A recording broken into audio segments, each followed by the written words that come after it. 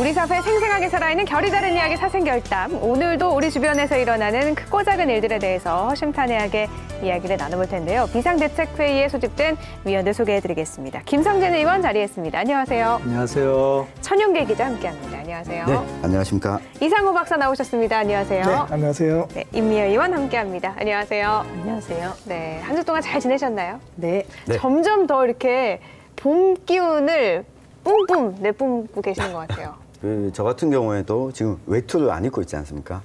땀이 나서 이 땀 냄새까지 날 정도라서 지금은 옷도 아주 가볍게 입고 거리를 좀 다니면서 벚꽃도 보고 개나리도 보고 이렇게 좀 산책도 하면서 이 즐거운 하루를 보냈으면 좋겠다. 지금 젊어서 그래요. 아직 꽃이 보인다는 건 젊은 건가요? 꽃 뒤에 꼭 꽃샘추위가 걱정돼서요. 그래서 아직까지 옷을 다 못 집어넣고 있습니다. 막바지 꽃샘추위도 있을 수 있는데 옛날에요. 봄볕에는 며느리를 일내 보내고요. 가을볕에는 딸을 일내 보낸다는 얘기 있거든요. 봄볕이 굉장히 많이 타요. 그런데 지금 재보궐선거 앞두고 선거운동 하시는 분들이 이 뜨거운 햇볕에 여름보다 더 뜨거운 마음으로 뛰어다니는 걸 보면은 좀 마음이 짠하지요. 근데 이런 옛말은 좀 없어졌으면 좋겠네요. 근데 못 됐잖아요. 날도 뜨거워졌는데 요즘에 뭐 전개도 뜨겁습니다. 대한민국도 네. 뜨거운데 방금 말씀하신 것처럼 4.3 보궐선거가 이제 하루 앞으로 다가왔습니다. 선거제 개편까지 맞물려서 국민적 관심이 그 어느 때보다도 큰데요. 내년 총선을 1년여 앞두고 4.3 보궐선거는 민심을 가늠할 수 있는 바로미터가 아닐까 싶습니다. 오늘 이 시간에는 4.3 보궐선거와 선거제 개편에 대해서 결이 다른 이야기 나눠보겠습니다.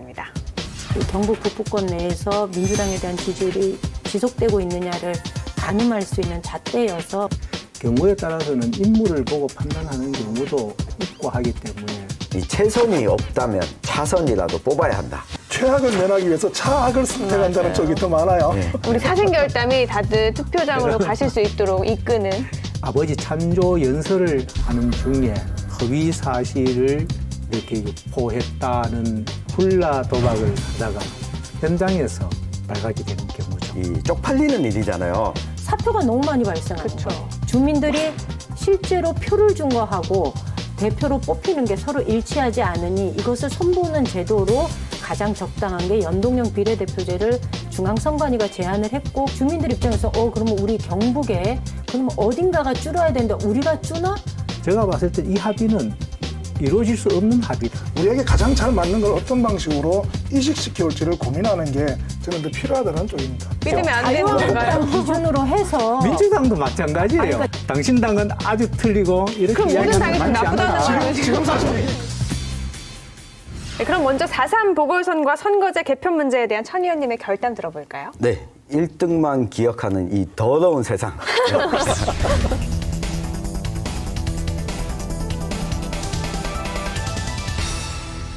이야기를 꼭 하고 싶었습니다. 아까 방송 전에 잠깐 얘기하셨잖아요. 워낙 천 기자님이 최근에 인기가 많아지셔가지고 임 의원님이 제가 하고 싶은 얘기가 이 인물만 보는 더러운 땡땡땡땡. 세상 이렇게 말씀하셨는데 네. 1등만 기억하는 네. 더러운 세상. 그 1등만 당선되는 제도를 놓고 여러 정당들이 갈등을 빚고 있잖아요. 이 보궐선거부터 우리가 살펴보면서 이 선거를 왜 치르게 됐는지 시민들의 관심사는 어디 있는지 1등 말고도 많은 시민들의 의견이 대표됐으면 좋겠다는 의미에서 1등만 기억하는 이 더러운 세상이란 결담을 준비했습니다. 네, 그래서 오늘 4.3 보궐선거, 선거제 개편까지 하나하나 짚어볼 텐데요.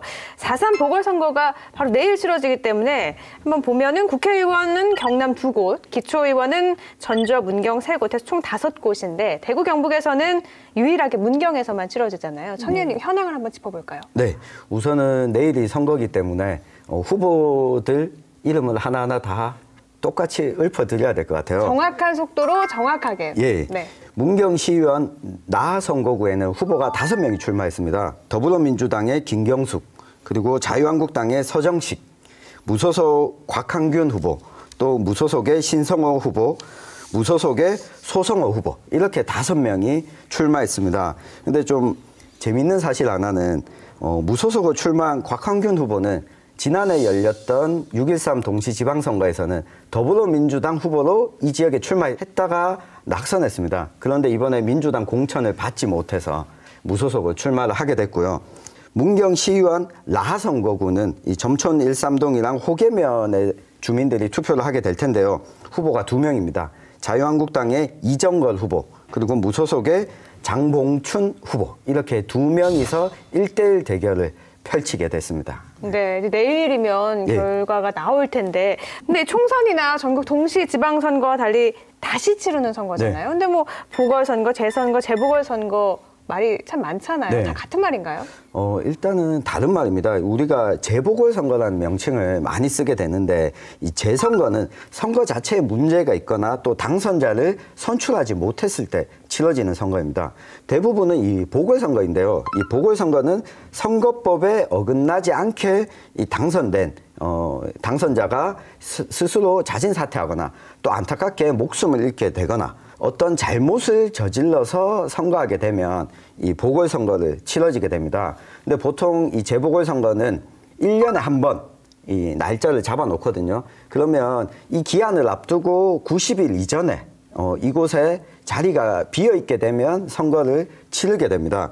근데 제가 궁금하기도 하고 많은 분들이 궁금하기도 한데, 한창 우리 지역을 뜨겁게 달궜던 예천군 의원은 2명이 제명됐는데 왜 선거를 치르지 않냐, 이 궁금하실 분들이 있는데, 예천군 선거관리위원회가 이 규정에 따라서 검토를 거쳤고 선거를 치르지 않는 것으로 결정하게 됐습니다. 이유는 4가지 정도가 있는데요. 이 보궐선거를 치러야 되는 규정이 의원 정수 전체의 4분의 1 이상의 결혼이 발생하지 않으면 치르지 않아도 됩니다. 이 예천군 의원이 총 9명인데 지금 2명이 제명되고 7명이 남아있잖아요. 네. 그렇기 때문에 이 선거를 치러도 되고 안 치러도 됩니다.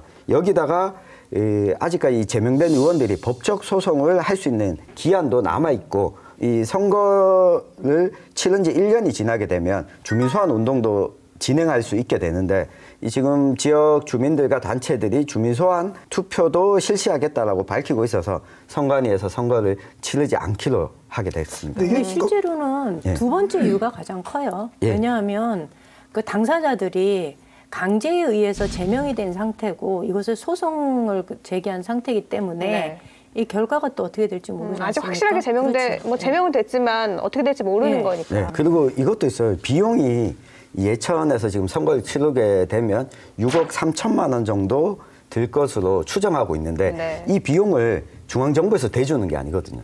예천군 입장에서는 그만큼 세비가 낭비되는 측면이 있기 때문에 치르지 않는다는 점 꼭 이야기를 드려야 되겠습니다. 4.3 보궐선거를 두고 미니 총선이라고도 보는 시각이 굉장히 많잖아요. 그래서 뭐 각 당대표가 지원을 나서고도 있는데 벌써부터 뭐 발빠르게 공천 선점하기 위한 움직임도 있다고요?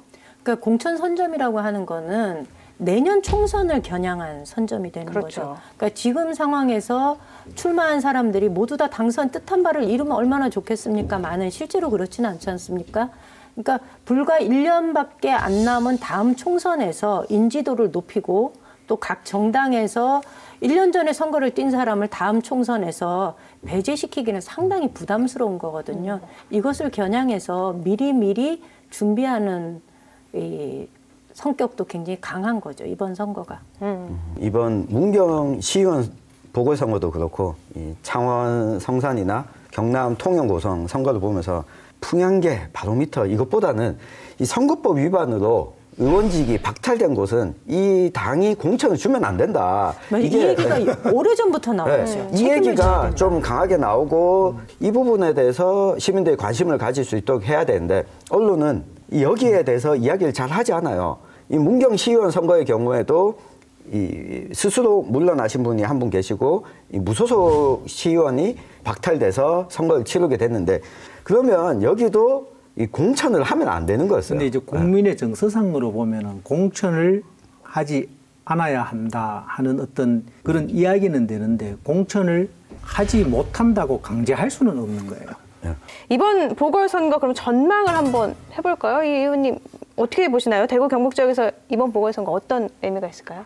전망은 이게 너무 분명해서요. 이게 뭐 여전히 아마 그 대구 경북의 어떤 그 보수의 뜻받침을 확인하는 선거가 될 가능성이 굉장히 좀 높다고 보는 쪽이고요. 아마 결과는 우리 누구나 예측할 수 있을 정도의 결과가 나올지도 모르겠습니다. 그러나 민주당 입장에서는 어느 정도의 득표력을 갖느냐가 굉장히 그 중요한 판단의 기준이 될 것 같거든요. 그러니까 작년에 선거를 치를 때 30%가 넘는 정당 지지율을 얻었고요. 근데 그 정당 지지율이 이번 보궐선거가 투표율에 따라서 좀 차이는 있겠지만 어느 정도 그 지지율이 이 경북 북부권 내에서 민주당에 대한 지지율이 지속되고 있느냐를 가늠할 수 있는 잣대여서 저희 입장에서는 좀 의미 있는 지지가 나오기를 좀 바라고 있고요. 또 여기가 3인 선거구지 않습니까? 그러다 보니 설사 이번에 뭐 결과가 어찌 되었든 간에 이후에 3년 뒤에 다시 지방선거를 치룰 때 후보자가 갖는 경쟁력, 그다음에 인지도 이런 것들은 굉장히 의미가 있다라는 생각을 당락을 떠나서 의미를. 결과를 먼저 예측하는 것은 아니라고 보고요. 특히 이제 지방선거는 여러 가지 변수들이 있을 수 있습니다. 어떤 지역 패권을 갖고 있는 정당들이 절대 다수 의석을 가져가는 경우도 있고, 이게 일정 부분 희석이 되고 할 때는 주민들이 판단이 특히 이제 지역에서 수십 년간 쭉 살아온 사람들이기 때문에 경우에 따라서는 인물을 보고 판단하는 경우도 없잖아 있고 하기 때문에 이것은 한 번 더 지켜보고 하는 것이 맞다고 봐요. 네. 그리고 이 나 선거구의 경우에는 후보가 5명이거든요. 네. 이 지난 6.13 지방선거에서도 여기 선거구에 가장 출마를 많이 했어요. 그런데 문경의 경우 이 자유한국당에서 당선자를 냈고 이외에는 무소속에서만 당선자를 냈어요. 이 무소속 후보가 3명이나 나왔기 때문에 또 결과는 어떻게 될지 알 수 없는 부분도 분명히 있다고 보고, 근데 이 부자가 망해도 3년은 간다고 이 자유한국당이 대구 경북을 제외하고는 거의 뭐 전멸을 했잖아요. 지방선거에서요. 네, 지방선거에서. 네. 그렇지만 이 자유한국당으로 공천 신청을 하는 사람들이 여전히 많다. 이거는 민주당이 단순히 이 중앙정부 정권을 잡았다, 여기서 끝날 게 아니라 지역에서 특히 경북 북부 지역에서 어떤 전략을 가질 거냐, 이 부분을 좀 판단해보는 분기점 정도로는 삼을 수 있다, 이렇게 보여집니다. 네. 그러면 4.3 보궐선거와 선거제 개편 문제에 대한 천 의원님의 결어 들어볼까요? 네, 이 최선이 없다면 차선이라도 뽑아야 한다. 네, 국회의원이든 시의원이든 도의원이든 뽑아놓으면 뭐하노라고 이 정치에 대해서 불신하거나 혐오를 가지는 경우가 상당히 많이 볼 수 있는데요. 그럼에도 불구하고 우리 삶에 아주 밀접하게 영향을 미치는 법과 제도를 바꾸는 것은 결국 정치이고, 이 정치를 바꾸는 데 있어서는 내 손으로 뽑은 정치인이거든요. 예, 그러니까 저 사람은 정말 싫지만 그래도 이 사람은 조금 나아 보이네 라고 생각하고 투표장으로 향해 주시는 게 우리의 삶을 위해서라도 조금 더 나아질 수 있지 않을까, 제 바람이지만 가져봅니다. 저도 바람입니다. 답답한 건 최선이 안 돼서 차선이 되면 좋은데요. 요즘 사실 우리 일반인 입장에서 보면 최악을 면하기 위해서 차악을 선택한다는 쪽이 더 많아요. 네. 우리 사생결단이 다들 투표장으로 가실 수 있도록 이끄는 그런 역할을 좀 했으면 좋겠습니다. 계속해서 4.3 보궐선거 선거제 개편 문제에 대한 김 의원님의 결단 들어볼까요? 깃볼만 만지지요.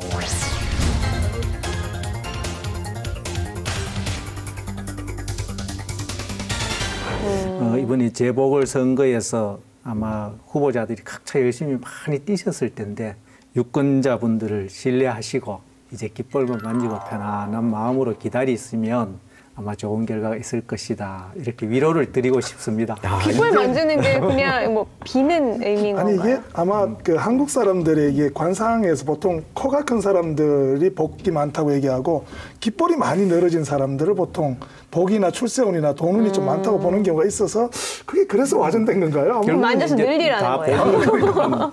복이 당신인데 이제 후보자 이제 와 있으니까 너무 걱정하지 말고 지금까지 고생했다는 덕담으로 이렇게 역시 보시는데요. 우리 김성진 위원님은 이 당선자의 여유를 가지고 계시네요. 그러니까 깃볼만 많이 만지셨어요. 많이 만져요. 네, 앞서 말씀드렸던 것처럼 문경시 라선거구는 선거법 위반으로 지금 재보궐선거가 치러지는 거잖아요. 근데 비슷한 사례가 있었어요, 김 의원님. 예. 네, 영양군수죠. 오도창 군수의 딸이 선거법 위반으로 벌금형을 또 받았잖아요. 지난 3월 12일에 대구지법 제11형사부에서 열린 선거법 위반 재판에서 이것도 국민 참여 재판을 했어요. 벌금 250만 원이 선고됐죠.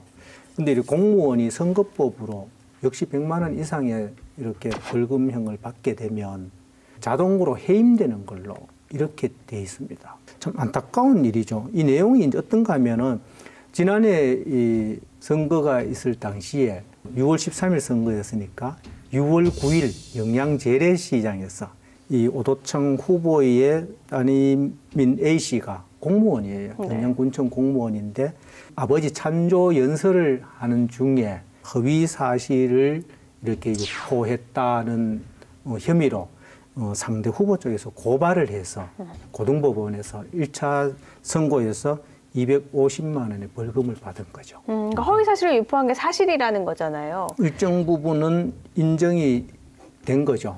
예. 그럼 오도창 군수의 딸이니까 오도창 군수에게도 영향이 있나요? 군수의 어떤 뭐 직을 유지하는 데는 문제가 없어요. 일단 250만 원이 지금 1심에서 선고가 나왔으니까 지금은 직을 유지하는 데 문제가 없지만 네. 검찰에서는 이걸 항소했습니다. 그러면 선거법상 이 직계 좀비속이 자녀나 이 배우자가 벌금 300만 원 이상의 선거법 위반형이 확정이 되면 네. 이 당사자도 후보자도 직을 상실하게 되거든요. 그래서 이 항소심에서 어떻게 나올지도 좀 봐야 될 것 같고요. 또 한 가지는 이거는 당선 무효와는 무관하지만 딸이 영양군청 공무원 신분으로 이 선거 기간 중에 선거 운동을 하는 것이 공무원 신분으로 선거 운동하는 거는 후보 등록 기간에는 문제가 없지만 그럼에도 불구하고 아버지가 출마한 선거구에 군청에서 계속 있었다. 이거는 저는 이 상피제를 좀 적용시켰어야 되는 거 아닌가. 그거는 뭐 지금 아쉬움이 남습니다. 현실적으로 선거법상 허용을 하는 거니까 이렇게 뭐 부인이 또 선거 유세를 하고 하는 것도 다 허용하는 거니까 적법하게 유세를 했다고 봐야죠. 이제 그 내용이 어떤 허위 사실이었다는 것이 문제가 되고 이게 이제 이 국민 참여 재판이 있었는데 이제 배심원이 7명이었어요. 네. 7명인데 400만 원의 벌금을 하자 한 분이 한 분이고 300만 원으로 하자는 분이 또 두 분이고 두 분이 250만 원, 또 두 분은 250만 원인데 선고유예를 하자 하는 이런 의견이었어요. 그래서 아마 한 중간 정도쯤 되는 250만 원으로 이렇게 1심 선고가 나온 거죠. 그러니까 지금 딸도 항소한 상태고 검찰도 항소한 상태인데요. 배심원들의 그 판결 내용을 보면 결국은 400만 원, 300만 원, 250만 원 이 얘기는 여기 선거구가 굉장히 박빙의 선거였지 않습니까? 표 차이가 얼마 안 나죠. 59표 차이. 예. 네. 59표 차이로 당선이 되었기 때문에 이 허위사실 유포가 당선에 영향을 일정 정도 미쳤다라고 판단을 하는 거죠.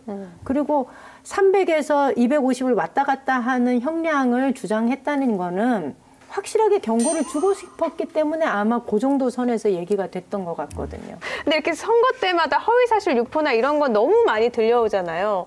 이게 그렇게 영향이 있을까? 허위사실을 듣고 사람들이 누굴 찍고 안 찍고에 얼마나 영향력이 있을까? 저는 이것도 좀 궁금하거든요. 정말 많아요. 저희 예를 들면 어느 날 우리 암동에 있는 합가산 온천이 저 걸로 돼 있는 거예요. 부자 되셨는데요. 갑자기 부자로. 김성지 안동의 합가산 온천이 김성지 거다. 근데 거기에서 4명, 5명이 같이 이야기를 듣고 한 명도 부정하는 사람이 없어요. 예. 선거법 위반 중에서 허위사실 유포에 관한 것을 굉장히 엄격하게 따지고 중한 벌을 줘요. 그러니까 이게 선거에 끼치는 영향이 크다라고 판단했기 때문에 중하게 다뤄지는 게 아닌가 싶어요. 허위사실 유포, 뭐 가짜뉴스 퍼뜨리고 이런 거 정말 없어져야 될 것 같은데 최근에 김희수 경북도 의원이 도박 현행범으로 체포가 됐잖아요. 자유한국당은 아주 사면타를 맞았는데 어떻게 보세요? 그래도 끄떡없어요. 그거는 아마 민주당에서 제대로 정치를 못하기 때문에 끄떡이 없는 것 같아요. 그런가요? 이 김희수 도의원이 이렇게 포항 남구의 어떤 어느 건설업체 사무실에서 아마 지인들과 같이 이렇게 훌라 도박을 하다가 아마 누군가 신고에 의해서 현장에서 발각이 된 경우죠. 예. 훌라가 뭐예요? 카드로 하는 일종의 게임 중에 놀이입니다. 하나죠. 게임 중에 하나인데 여기에다 돈을 걸어놓고 감액이라고 하긴 했지만 화토 가지고 하는 건 하더라고요. 고수도 미나토 600 굉장히 이런 것처럼 잘하시는데. 그렇죠. 마을회관에서 알아요. 그러니까 카드 갖고 치는 일종 게임의 한 종류인 걸로 알고 있어요. 그래서 이렇게 김희수 의원이 아마 경찰에서 도박 혐의를 인정하고 또 도당에서는 윤리위에 출석해서 스스로 당의 처분에 따르겠다 이렇게 해서 아마 당원권 1년 정지의 처분을 했습니다. 이 또 처분에 대해서도 말이 많더라고요. 이게 제대로 된 처분이냐. 현행 도박범으로 체포가 됐는데. 그러니까 저희 같은 상임위원회에서 일을 하고 있고요. 근데 이것을 판단하는 기준은 일단 저는 두 가지로 좀 판단을 해야 될 것 같아요. 하나는 상습적이냐라는 건데 이제 상습성을 증명하지 못했다는 거고요. 하나는 공무수행 중에 아니라 지인들과 그냥 점심 내기 뭐 이 정도의 게임이었다고 본인도 얘기를 하고 아마 수사 결과도 그렇게 나온 것 같아요. 그러니까 공무수행 중에 벌어지지 않은 일까지 우리가 이렇게 과하게 반응해서 징계를 내리는 것은 한번 고민해봐야 되지 않을까. 그래서 제 입장에서는 왜 민주당이 이 문제에 대해서 적극적으로 대처하지 않느냐라는 그러니까 비판들을 좀 많이 받았어요. 그런데 그 비판에도 불구하고 제가 판단하는 기준은 아까 말씀드린 상습적이냐, 그다음에 이것이 공무수행 중이었느냐 이 문제를 가지고 저는 근데 아까 밥값 내기라고 판단을 하셨지만 밥값이라고 하기엔 금액이 너무 크더라고요. 이게 600. 아마 업자들이 네. 건설업자다 보니까 주머니에 사업비, 계약금 이런 것들을 가지고 있었다고 이게 얘기를 지금 해요. 버닝썬 사건 때문에 이게 요 근래 그 차태현하고 김준호 씨가 골프 내기를 해서 했죠. 이게 돈이 200만 원인가 300만 원 제가 정확히 기억이 안 나는데 이게 지금 도박이냐 아니냐를 가지고 사실 문제가 좀 되고 있거든요. 근데 사실 그거보다는 제가 볼 때 이 사안은 훨씬 더 큰 사안 같은데 적어도 이게 도박인 건 확실하다 그래요. 법조인들 입장에서. 근데 이 법적으로 이 도박의 기준을 통상적으로는 10만 원의 내외의 경우에는 이거 도박법으로 위반으로 처벌하지 않는데 지금 이번에 김희수 도의원의 경우에는 이 금액은 훨씬 넘어섰죠. 그 상습 도박의 경우에 추가적인 처벌 수위가 높아지는 거고 상습이냐 아니냐가 이 도박 법 위반이 되냐 안 되냐 이건 아니고요. 그리고 사실 이 경북 도민들 그리고 우리 시민들 입장에서 보면 이 쪽팔리는 일이잖아요. 그렇죠. 도덕적으로 네. 안 그래도 그 박종철 의원의 해외 연수 가이드 폭행 네. 추태가 있었고 최결 국회의원의 스트릿바 출입 논란이 있었고 또 앞에 경북자가 붙은 거예요. 그것도 도박을 했다가 나중에 그게 이야기가 전해졌다가 아니라 도박으로 현행범으로 경찰서에 잡혀간 거예요. 네. 도의원 배지 달고. 얼마나 창피해요. 네. 이 경북 도민들의 스스로의 자존심을 저는 떨어뜨린 행위라고 보거든요. 그래서 이게 징계 여부와 좀 관계없이 본인이 좀 나서서 사과하는 자세 정도는 있어야 되지 않냐. 이거는 공개적으로 사과를 해야 되는 거다. 이게 의원들한테 미안한 일이 아니라 도민들한테 미안한 일이고 이건 분명히 본회의장에서 공개적인 사과를 해야 되는 거다라고 지속적으로 요구를 했는데 아마 더 이상 이것이 공개되는 것에 대해서 자유한국당 입장에서 굉장히 불편했던 것 같아요. 알리고 싶지 않은 거죠. 네, 그렇죠. 이런 덮고 싶은 거죠. 이제 당원권 1년 정지라는 것이 당장에 보면 어쩌면은 별 것이 아닐 수 있지만 자유한국당으로 공천을 받아서 공직선거에 나가겠다 하는 부분은 이것이 결국은 결정적인 장애연이 될 수가 있다. 아니, 그런 그러니까 의미에서 저도 그런 면에는 가볍지는 않다. 그러니까 그리고 이제 이게요, 일반적인 도민을 무서워하는 게 아니라 공천을 못 받을까봐 당을 무서워하는 아니 그러니까 거예요. 그래서 이거는 옳지 않다는 대신 거죠. 이제 근데 지역민의 또 입장에서 보면 더 이상 이렇게 논란이 안 되는 것이 어쩌면은 더 원하는 일일 수도 있어요. 아, 그건 지역민의 입장이 아니고요. 아니죠. 네. 이것도 이제 지역민한테 물어봐야겠는데요. 이거 제 의견인데 처벌을 끝까지 해야 된다는 의견도 있지만 이미 보도도 나고 했으니까 그 정도로 마무리가 돼서 이야기가 더 안 나왔으면 좋겠다는 여론도 아니 그러니까 충분히 있을 수 그거를 있는 거죠. 논란이라고 보는 것 예. 자체가 그 시각에 동의하지 않아요. 이거는 사과를 하는 것이지 그걸 논란을 다시 한번 일으키겠다는 게 아니거든요. 그런데 저는 기본적으로 지속적으로 공개적인 사과를 요구했던 이유는 이거예요. 무서워해야 되고 부끄러워해야 할 사람은 도민들한테예요. 그런데 본인 개인적으로 보면은 공천의 불이익이 있기 때문에 가장 염려스러운 징계 조치이긴 하지만 이건 당의 눈치를 보는 거지 도민의 눈치를 보는 게 아니거든요. 아니, 뭐 이 경험이 떠올랐어요. 저 중학교 2학년 때 반장이었는데요. 그때 소위 판치기라고 해서 동전을 올려놓고 이 동전을 넘기면 이 돈을 따먹는 일종의 많이 갔나 봐. 네, 이 도박을 하다가 걸렸어요. 잡혀가서 이 학생 부장 선생님한테 호되게 혼나고 나서 학교 방송에서 제가 이 반장으로서 하지 말아야 될 일을 했다. 앞으로는 우리 하지 않겠습니다. 이걸 이야기를 했어요. 네. 시켜가지고. 그러고 나니까 제 스스로 너무 많이 부끄러우면서 한편으로는 뭐랄까 마음이 좀 편해지더라고요. 아, 내가 잘못한 거에 대해서 대놓고 이야기를 하고 나니까 마음이 벌을 받았다는 느낌도 네, 있어요. 벌을 받았다는 느낌도 들고. 그래서 김미수 도의원님, 제가 전화를 한 일주일 동안 한 30여 통을 드렸는데 끝까지 안 받으시더라고요. 그렇게 많이 하니까 안 받으신 거예요. 스팸인 줄 알고. 네, 아니, 문자 메시지도 한 매일 남기고. 그래서 지금 조금 늦었지만 공개적인 뭐 사과를 하시는 게 우리 도민들을 위해서 도움이 되는 일이 아닐까. 그러면 박수 쳐줄 도민들이 많지. 거기다 대고 손가락질 하실 분이 저는 많지 않다고 봅니다. 그렇지 않은 도민들도 많아. 아까 괜찮다고 하셨는데. 네. 그러면 오늘 주제에 대한 김 의원님의 결어 들어보죠. 내일이 선거인데 또 지역을 위해서 봉사하는 일이라는 것이 특히 우리 문경 같은 경우는 꼭 시의원이 아니어도 여러 가지 방법이 있을 것 같고 어쨌든 이렇게 내일이 선거인데 깃볼 잘 만지셔서 좋은 결과 있기를 바랍니다. 왠지 막 선거 선배가 후배에게 덕담하신 그런 느낌이었어요. 4.3 보궐선거 선거제 개편 문제에 대한 임 의원님의 결담 듣고 계속 이야기 나눠보죠. 동상이몽? 동상이몽. 네.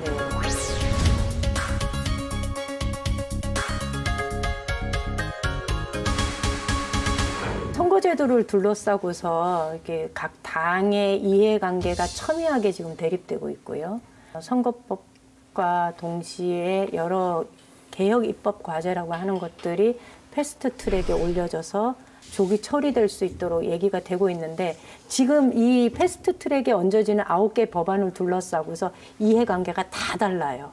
근데 민주당 입장에서는 개혁 입법이라고 하는 것을 처리할 수 있는 절호의 기회라고 보고서 거기에 선거제도를 얹은 거고 또 소수 정당 입장에서는 이 선거제도라고의 개편을 아주 절체절명의 과제로 두고서 그것을 얹으면서 붓으로 개혁 입법으로 가져가는 거고 그래서 이게 과연 잘 될 것인가 하는 의구심들을 국민들이 다 가지고 있는데 지금 이 정치 상황이야말로 철저하게 동상이몽의 판이 아닌가라는 생각이 들어서 동상이몽. 이상동몽이 되면 참 좋은데.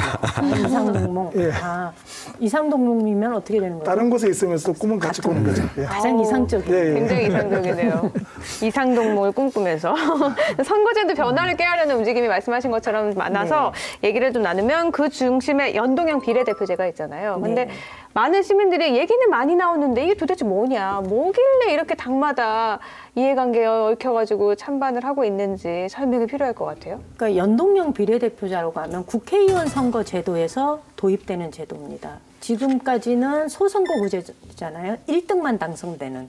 그리고 정당 투표를 따로 하고 정당 투표에 의해서 득표를 가진 정당이 제한된 비례대표제를 의석을 나누는 방식인데 이거는 지역구하고 비례대표를 서로 연동해서 의석수를 나눠 가지는 제도입니다. 그러니까 그동안 이 연동형 비례대표제를 제기했던 데가 뭐 정의당만 제기했다 이게 아니고요. 실제로 2016년도에 중앙선거관리위원회에서 현재 우리나라의 선거 제도가 한번 손을 봐야 한다. 왜냐하면 사표가 너무 많이 발생하는 그쵸. 거예요.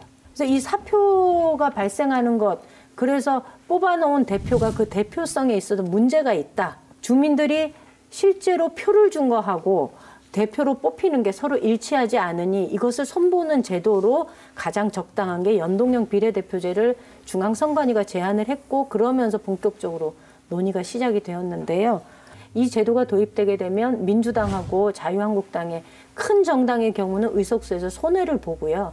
정의당이나 민주평화당 이런 당 같은 경우에는 의석수에서 조금 증가가 되는 그래서 군소정당들이 함께 원내 교섭단체를 구성할 수 있을 정도의 다수당이 이 국회를 구성하게 되는 그런 제도가 됩니다. 지역구 의원은 뭐 늘 것이다 줄 것이다 말이 많던데요. 300인이라는 정수를 정해놓고 지금 패스트트랙에 올라간 안은 지역구 의원 수를 225석, 비례대표가 조금 늘려서 75석으로 해서 300인 수를 딱 정해놓고 진행이 되는 거고요. 지금 선거제도로 하면 인구 하한선이 13만 정도가 되지 않습니까? 그런데 지금 지역구 의석수를 225석으로 하게 되면 주민들 입장에서 그러면 우리 경북에 국회의원이 지금 13명인데 그러면 어딘가가 줄어야 되는데 우리가 주나?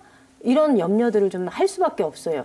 의성 같은 경우만 해도 상주, 군위, 의성, 청송 4개 시군이 합쳐져 있는데요. 지역적으로 너무 넓어요. 선거운동을 도대체 할 수가 없는 거예요. 생활권도 다르고 문화권도 다르고 이게 너무나 다른 지역을 한꺼번에 묶어서 국회의원 하나를 뽑으니 지역 주민들 입장에서 소외감을 느끼는 거고 지역의 대표성을 제대로 갖지 못한다는 불만들을 갖는 건데 실제로 김재원 의원실에서 이걸 가지고 시뮬레이션을 한번 돌려본 거예요. 그래서 225석이었을 때 인구를 차츰차츰 상한선과 하한선을 해보니 인구 하한선이 15만 3천 명가량, 그 상한선은 한 30만 명가량. 그러면 경북에서 이 기준으로 조정을 하면은요. 지금 걸리는 데가 어디냐면 김천이 14만 정도니까 그다음에 영천, 청도 여기도 한 14만. 그다음에 영양, 영덕, 봉화, 울진. 그러니까 강석호 의원 지역, 이만희 의원 지역, 송원석 의원 지역 요 3군데가 문제가 되는데 요걸 약간 선거구를 조정하게 되면은요. 15만을 넘는 곳을 2군데를 만들 수 있어요. 그래서 실제로 경북에서는 줄어드는 곳이 한 석밖에 안 되거든요. 네. 작년 12월 15일이었죠. 이 여야 5당이 선거제 개혁에 대해서는 합의를 했는데 갑자기 자유한국당은 연동형 비례대표제는 안 된다라고 해서 지금 대결 구도로 가고 있는데 각 당마다 셈법이 좀 복잡하잖아요. 그래서 한번 짚고 넘어가야 될 것 같아요. 그게 이제 포괄적인 합의죠. 12월 15일에 나경원 원내대표가 이런 거죠. 국회라는 것이 하나의 타협의 산물로 이렇게 나오잖아요. 그럼 이야기를 할 때 5개 정당이 모여서 나는 그거 안 해. 이런 것보다는 대체적으로 비례대표제 도입을 적극적으로 한번 검토해보자. 이 정도로 이렇게 합의가 된 거죠. 예. 선거제가 개혁이 필요하다는 건 모두 다 그렇죠. 공감하는 바인데 이제 구체적으로 어떻게 할 것인가에 대해서 문제가 지금 있는 거잖아요. 김성긴 의원님은 한나라당 대변을 안 하시는 것 같아요. 자유한국당. 죄송합니다.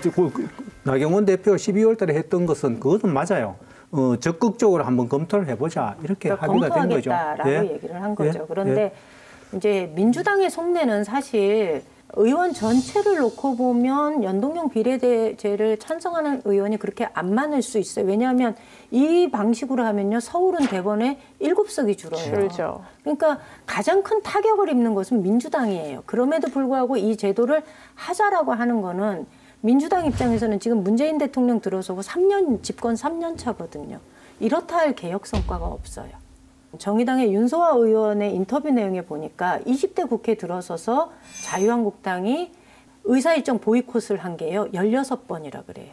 실제로 어떤 법이 통과가 안 되는 거예요. 그러면 정부 입장에서는 이 개혁 의지를 주민들한테, 국민들한테 보여줘야 되는데 성과는 없고 불안한 거죠. 검찰과 경찰의 수사권 문제, 공직자 비리 수사처를 만드는 문제, 국민의 87% 정도가 찬성을 한다 그래요. 그런데 지금 자유한국당 공직자 비리 수사처 설치에 반대하고 있거든요. 이거를 늘 자유한국당하고 민주당하고 1대1로 싸우다 보니 어떤 것도 성과를 내지 못한 상태이고 그러니 지금 평화당이나 바른미래당이나 이들과 손을 잡고 그 개혁 입법 과제들을 한번 통과시켜보겠다. 그 대신 당신들이 요구하는 선거 제도를 함께 처리하자. 이렇게 손을 잡은 거죠. 민주당의 속내는 저는 그런 거라고 봐요. 이제 연동형 비례대표제라는 것이 4개 당이 어떤 패스트트랙에 올리겠다고 이야기를 하지만 제가 봤을 때 이루어질 수 없는 하나의 어떤 동상이몽을 꾸고 있는 것이다. 네, 그게 한국당이 바라는 바죠. 또 왜 이렇게 되는가 이런 거죠. 민주당이 해야 되고 현 정부가 해야 되는 개혁 입법들은 개혁 입법대로 처리가 돼야 되는데 여기에다가 뭘 묶는가 하면 선거제라는 국회의원들 개개인으로 보면 사활을 건 이 문제를 같이 올려놨기 때문에 지금 현재까지 이렇게 나오는 것만 봐도 1여 3야가 큰 틀에서는 합의를 하고 바른미래당 같은 경우 내부적으로 합의가 안 되는 거예요. 결국 여기에 대해 패스트트랙에 올렸다고 해서 이것이 나중에 해결되라는 법이 있느냐? 아니죠. 앞으로 계속 지속적으로 우선적으로 이 일을 끌어간다는 의미지 결과적으로 선거를 1년 놔두고 다른 법하고 섞어가지고 이렇게 간다고 할 때 제가 봤을 때 이 합의는 이루어질 수 없는 합의다. 근데 자유한국당 입장에서 네, 합의가 이루어질 것인가 안 이루어질 것인가 미리 결과를 예단해서 그렇게 움직이면 안 된다는 거니까 어쨌거나 자유한국당 내에서 가장 큰 지분을 가지고 있는 지역이 경상북도 대구 이 권역이거든요. 그렇다면 13명의 이 경상북도를 기반으로 하고 있는 자유한국당 의원들이 실제로 따지면 손해나는 거 크게 없거든요. 그렇다면 이제 이 문제에 손해의 대해서 문제는 아니라고 보고. 이 문제에 대해서 저는 입장을 조금 더 이렇게 전격적으로 개진해 줄 필요가 있다는 얘기를 드리고 싶은 거예요. 이거 되겠어? 라고 하고서 늘 빠져 있지만 그거는 실제로 자신들의 속내이죠. 제가 봤을 때 이걸 이제 결국 속내. 패스트트랙에 올려놨다고 하더라도 결국 앞으로 가면서 서로가 합의를 하게 돼 있는 거죠. 협의를 해 나가게 돼 있다. 그러니까 자유한국당도 참여하셔야죠. 이게 당의 입장들은 정말 다를 거예요. 그리고 아마 김성진 의원 말씀하셨던 것처럼 의원 개인의 입장에서 보면 자기가 그 다음에 총선이 되고 안 되고 문제가 달리기 때문에 굉장히 복잡한 문제인데 사실 우리가 좀 큰 틀을 좀 짚어봐야 될 것 같은 게 이게 엄밀하게 보면 우리가 지금까지는 다수제 민주주의를 굉장히 오랫동안 지향해 왔다면 이제는 앞으로 합의제 민주주의로 좀 건너갈까 말까를 지금 고민하는 시점인데 지금 이제 이게 우리의 정치 형상에서 좀 빠른 거냐 늦은 거냐 하는 고민은 좀 있다 하더라도 원론적으로 보면 사실은 그 다수제 선거제도에서 이게 어떤 그 비례성을 굉장히 많이 대표하는 비례형 대표제로 가는 길은 맞다라는 게 사실은 대부분의 정치학자들의 의견이긴 하거든요. 저는 이 비례대표가 조금 더 확대되는 것이 어떻게 보면 우리 대구 경북 지역에서 그동안 이 정치적 목소리를 내고 싶었지만 내지 못했던 계층, 특히 저는 농민들 그리고 여성들, 청년들 이 목소리를 낼 수 있는 그거는 각 정당마다 전략과 계획을 세우겠죠. 그런데 지역구 의석은 줄어들지만 비례대표를 배분하는 데 있어서 지금 합의됐던 안을 보면 권역별로 나눠서 비례대표 후보를 정하게 되어 있습니다. TV 토론을 보는데 연동형 비례대표제를 반대하는 분들의 의견 중에 대다수가 뭐냐 하면 내 손으로 뽑은 국회의원이 좋습니까? 아니면 내 손으로 뽑지 않고 정당이 마음대로 한 비례제가 좋습니까? 이렇게 얘기를 하거든요. 전 이걸 국민들의 얘기를 국민들이 답을 들을 때 거예요. 아니죠. 국민들이 답을 들을 때 각자 판단이 있는 거죠. 아니 그거는. 그러니까 보세요. 네. 지역구 의원 분명히 주민들 손으로 뽑아요. 그렇지만 옛날의 전국구하고 지금의 비례대표 의원들은 달라요. 선출 방식이. 근데 다른 부분도 있고 엄연하게 또 정당 똑같거나 투표를 더 통해서 이상한 부분도 반영해서 많아요. 뽑는다는 거죠. 똑같거나 이상한 부분도 많고 이번에도 이런 거예요. 이 연동제 비례대표로 가는 합의안 속에 비례대표 명부를 어떻게 작성할까 하는 부분들도 같이 논의가 되고 있어요. 지금. 그렇죠. 그런데 여기에 보면은 합의안에 보면은 가장 중요한 것이 뭔가 하면 당헌 당규에 따른 당원 대의원 또는 선거인의 투표로 비례대표 의원 후보를 선정한다. 이럴 때 과연 우리 국민들이 진심으로 원하는 각계를 대표할 수 있는 대변자들이 여기에 들어오기가 쉽겠느냐. 제가 봤을 때 이때까지 하는 부분으로 보면은 일정 부분은 그런 부분으로 채우는데 그런 분들 중에서도 당의 충성도가 깊은 분. 첫째. 또 그렇지 않으면은 아예 관계없이 당의 충성도가 있고 또 아니면은 갑자기 국민들의 인기를 끌 만한 사람들, 특별히 뭐 연예인이라든가 이런 분들을 넣는 거죠. 정말 국민을 위해 정치할 사람들을 하겠다고 해서 넣기가 쉽겠느냐. 지금 현재 같이 논의되는 거예요. 따로 논의되는 게 아니에요. 아니, 그러니까 그 문제는 정당의 민주성과 굉장히 관계가 깊은 거예요. 그렇기 우리나라의 때문에 정당성의 민주성을 국민 보고 믿으라고 하면 지금 현재 입장에서는 동의하기가 굉장히 어려운 거죠. 믿으면 안 되는 건가요? 자유한국당 기준으로 해서 민주당도 마찬가지예요. 그러니까 자유한국당 기준으로 지금 해서 여기 그렇게 얘기하면 정당에서 안 돼요. 내 당은 틀리고 당신 당은 아주 틀리고 이렇게 그럼 모든 이야기하는 당이 건 지금 맞지 나쁘다는 않다. 지금 사실 이게 그러면 아직까지 한국은 그 민주주의 후진성을 그대로 담보하고 있다는 그렇죠. 고백하는 그렇죠. 건데 정치 효율성을 기했던 처음에 민주주의를 만들면 보통 대통령제에다가 그 다수제 대표를 해서 가져가는 효율성을 기해요. 근데 한 3, 40년쯤 지나고 나면 사실은 비례 쪽으로 많이 넘어가는 이유가 일정 정도의 그 정치적인 어떤 그 성숙도를 반영하고 있는 거라고 보거든요. 근데 제가 이제 금방 김성진 의원처럼 이렇게 말씀하시면 저도 그러면 정말 아직까지는 시기상조다. 거기다가 비례대표가 예를 들어 비례대표로 국회의원이 되죠. 거기다가 다음에 또 하고 싶어. 그럼 어떻게 되겠어요? 정말 내 지역을 위해서 아니면은 나를 말하자면 내가 대변해야 될 층을 위해서 적극적으로 대변하기보다는 당의 정책에 맞게 거기에 순응해서 따라가야 다음에 공천을 받을 수 있어요. 예, 이렇게 되는 거죠. 그러면 오늘 주제에 대한 임 의원님의 결어 들어볼까요? 저는 여러 차례 이상호 위원님 이야기하셨는데 이거 옳고 그름의 문제가 아니다. 그리고 불신을 깔고 논의하기 시작하면 우리는 한 발짝도 앞으로 나아갈 수 없다. 네, 이상호 의원님의 결담도 들어보죠. 예, 제 결담은 귤화위지로 하겠습니다. 아유.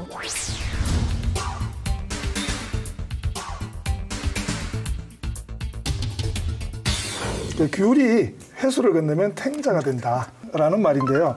이게 이제 그 회수라는 게 사실은 그 중국의 화남하고 화북을 나누는 곳인데 화남에 있는 그 귤나무를 화북으로 옮겨 심으면 이게 탱자나무가 된대요.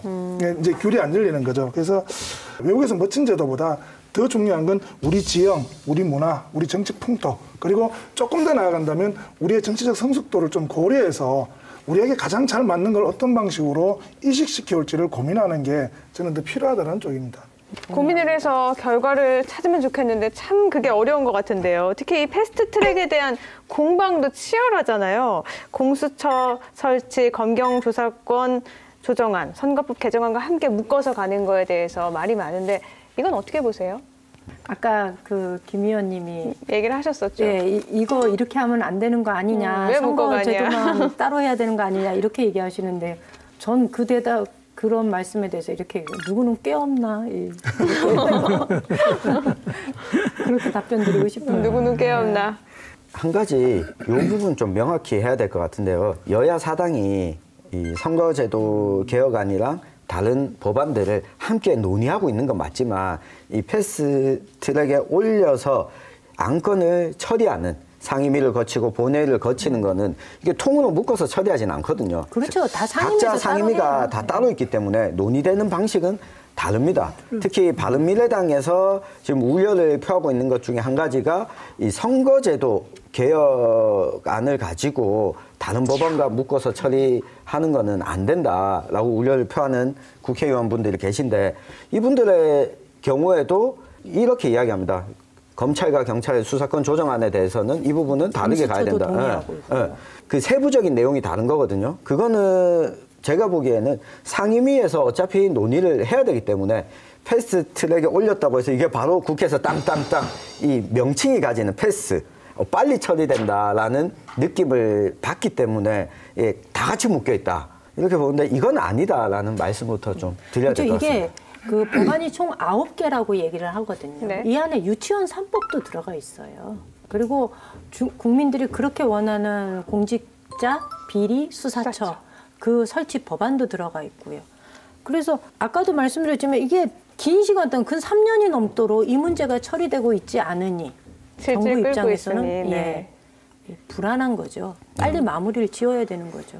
제가 봤을 때 지금 현재 1여 3야가 서로 합의해서 패스트트랙을 가면 지금 자유한국당 입장에서 보면은 아예 동참을 안 하고 있지만 경우에 따라서는 이게 국민 다수의 지지를 받고 사당이 합의하고 이렇게 가게 되면은 논의의 과정에 참여할 수도 있는 거예요. 근데 이게 자꾸 패스트트랙 얘기가 좀 나오는데 저는 이게 그 선거제도 개혁과 관련해서는 조금 더 심각한 고민들을 좀 필요로 한다는 쪽이에요. 왜냐하면 이거는 다른 법안과 좀 달리 우리를 대표할 수 있는 대의를 할 수 있는 국회의원들을 어떤 방식으로 뽑을까에 대한 룰을 정하는 문제거든요.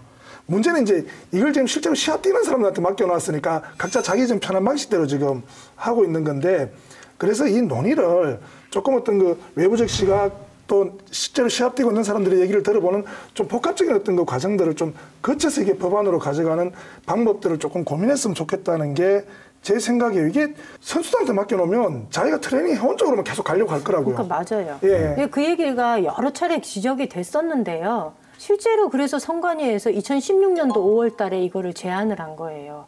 지금 선거제도 문제 있다. 바꾸자.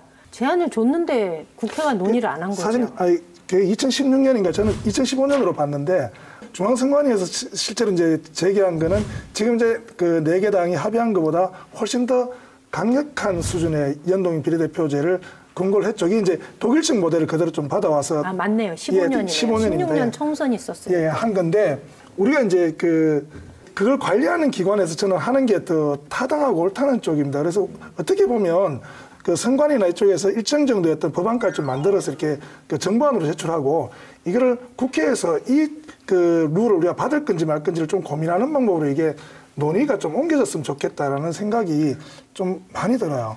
그리고 이 선관위 안도 있었지만 국회 정치개혁 특위에서 자문위원회를 꾸렸었잖아요. 이 자문위에서 안을 또 내놨었죠. 330석으로 30석을 늘리는 안을 내놨는데 이거는 갑자기 어느 순간 사라졌어요. 그러면서 어쨌든 간에 저는 우리 지역이 가장 중요하니까 우리 경북의 입장에서 이번에 여야 4당이 내놓은 안대로 적용이 되면 어떻게 될까? 국회의원이 실제로 경북은 줄어드냐?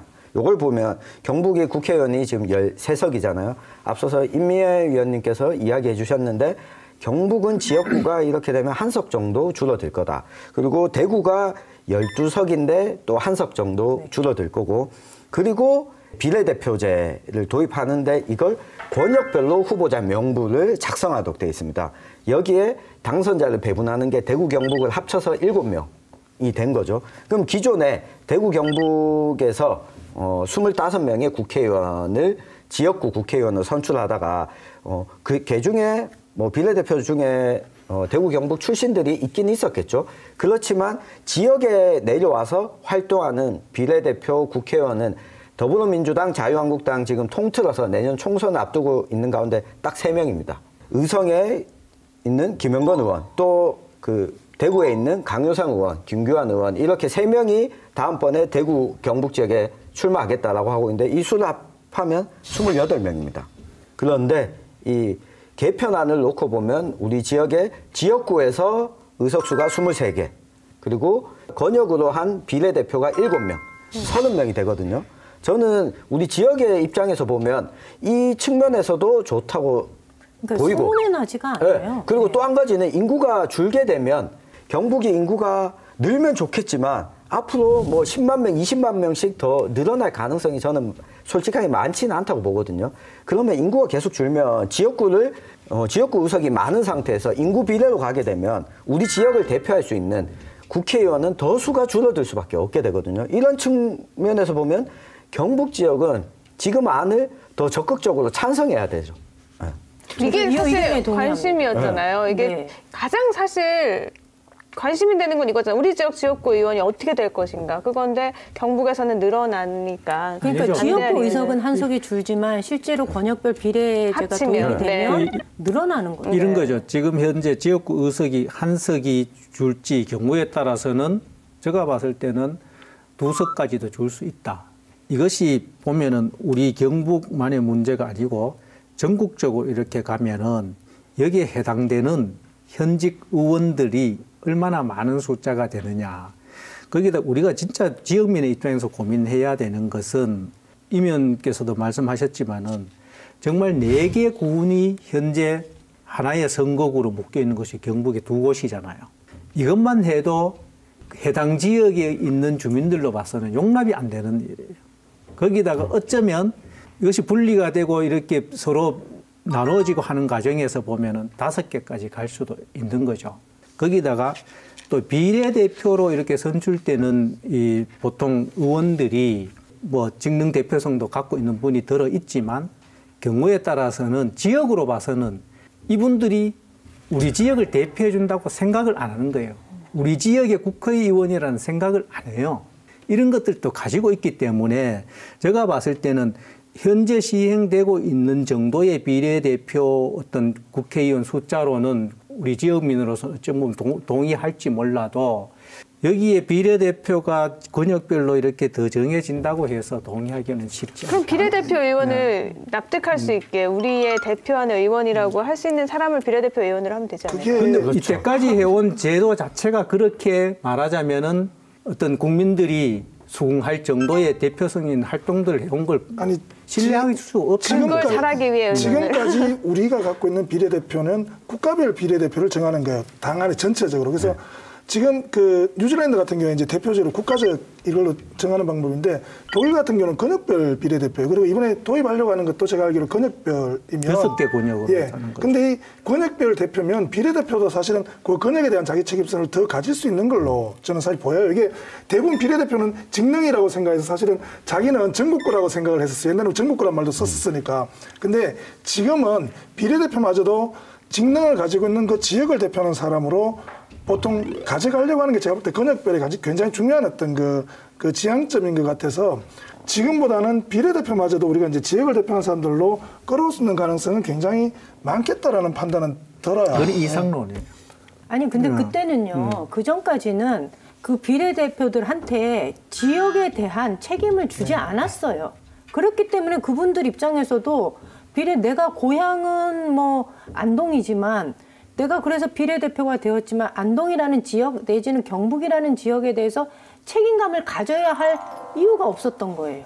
애초에 줄 때부터 그렇게 줬거든요. 그런데 이거를 우리가 권역으로 묶자는 거죠. 지역에 대한 책임성도 주자라고 이 비례대표제의 보완책으로 지금 논의가 되고 있는 그리고 거죠. 지역 입장에서 보면 되게 중요한 게 하나가 더 있어요. 그게 뭐냐면 이렇게 저같이 중앙정부 예산을 자꾸 따로 가보면 이게 예산 딸 때 그 한 당으로 뭐 이렇게 정해져 있는 케이스 같은 경우는 굉장히 큰 예산 같은 경우는 다른 당으로부터 예산을 좀 확보하고 또 설득해야 될 경우가 있는데 그쪽 채널이 존재하지 않는 경우가 굉장히 많으면 이게 예산 따기가 굉장히 좀 힘들어지는 경우가 발생을 해요. 그래서 사실 지역 입장에서 보면 지역 예산이라는 게 어쨌든 국회 차원의 전체가 논의되면 한쪽에서 반대를 굉장히 강력하게 하면 사실 받아오기 굉장히 힘들다고요.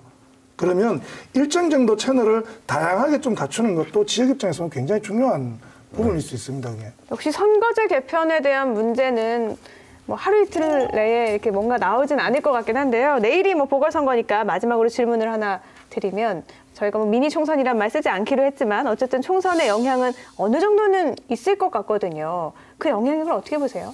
특별히 이렇게 경남 쪽에서 치러지는 우리 국회의원 선거 같은 경우는 현재 어떤 민주당이 그동안 어떤 국민의 지지를 받고 또 지역에서 받아온 지지가 유지되느냐. 거기에다가 이제 문재인 대통령의 국정 동력을 어떻게 받아갈 것이냐 하는 부분은 조금 관련이 있다고 보고 아울러서 자유한국당으로 봐서도 이렇게 황교안 대표가 이번 선거에서 어떤 지고 이기냐에 따라서는 경우에 따라서는 당내 어떤 입지에도 여러 가지 영향이 있을 것이다. 이런 생각을 할 수 있겠네요. 어찌됐든 첫 시험대에 오른 거니까요. 저는 우리 지역만 놓고 보면 문경시의원 재보궐선거가 2군데서 치러집니다. 자유한국당 후보는 2군데 모두 출마를 했거든요. 민주당은 1명이 출마를 했고 나머지는 무소속이 다 출마를 한 상태예요.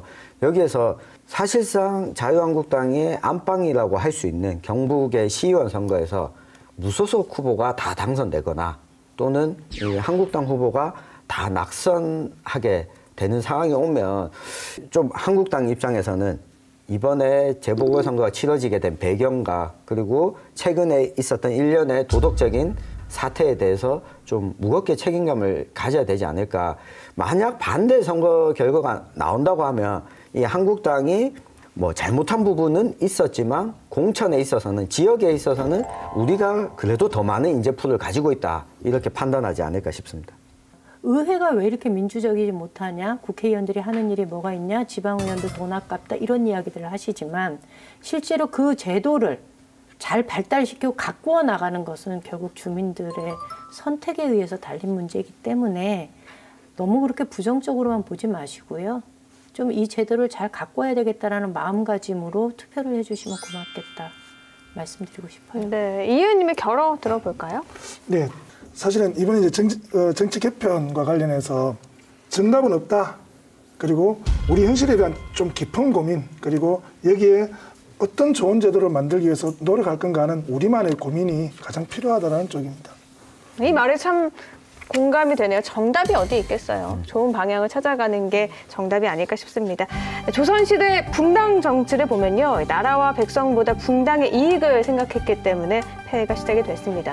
정당 간의 견제와 대립은 얼마든지 있을 수 있죠. 하지만 그 중심에는 국민이 있다는 것 잊지 말아야 될 것 같습니다. 선거는 단순히 의자 빼앗기 게임이 아니라 국민의 목소리에 귀를 기울일 수 있는 기회가 된다는 점도 꼭 기억해야 될 것 같습니다. 안동 MBC 사생결담은 온라인을 통해서도 실시간으로 보실 수 있으니까요. 많은 시청 부탁드립니다. 우리 삶이 생생하게 살아있는 결이 다른 이야기 사생결담 오늘 순서 여기까지입니다. 시청해주신 여러분 고맙습니다.